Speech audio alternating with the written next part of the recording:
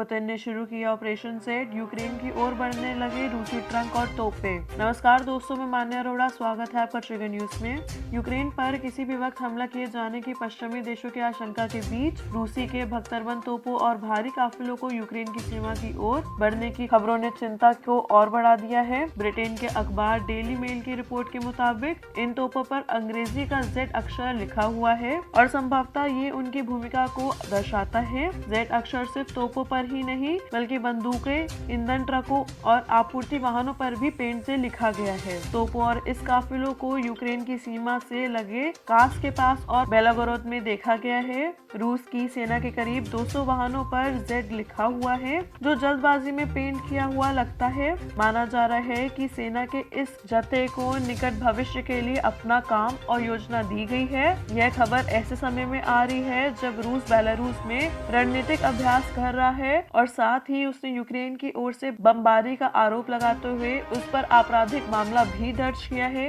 रूस का कहना है कि यूक्रेन की ओर से उसके सीमावर्ती शहर पर 1 घंटे तक बमबारी की गई। हालांकि यूक्रेन ने ऐसे किसी हमले से इनकार किया है। यूक्रेन में शनिवार को हुए विस्फोट में 2 जवानों के मारे जाने की बात सामने आई है। पूर्वी यूक्रेन में देर शाम यह धमाका हुआ था। नाटो प्रमुख ने मौजूदा हालत को देखकर कहा कि रूस से जो संकेत मिल रहे हैं उनसे लगता है कि रूस पूरी तरह युद्ध करने के लिए तैयार है। रूस और यूक्रेन के बीच तनातनी को देखकर पश्चिमी देशों ने अपनी चिंता जाहिर की है। ब्रिटेन के विदेश सचिव लिज ट्रस ने भी चेतावनी दी है कि अगर पुतिन को यूक्रेन पर हमला करने को दिया गया तो वह अन्य पड़ोसी देशों पर भी हमला करेंगे। उन्होंने अंतर्राष्ट्रीय समुदाय से आग्रह किया है कि वह एकजुट होकर रूस पर दबाव डाले। उन्होंने डेली मेल को रविवार को दिए इंटरव्यू में कहा कि पुतिन को रोकने की जरूरत है क्योंकि वह सिर्फ यूक्रेन पर नहीं रुकेंगे। वह बहुत ही चालाक हैं और उनकी महत्वाकांक्षा उन्हें बस यूक्रेन पर कब्जा करने पर नहीं रोकने देगी,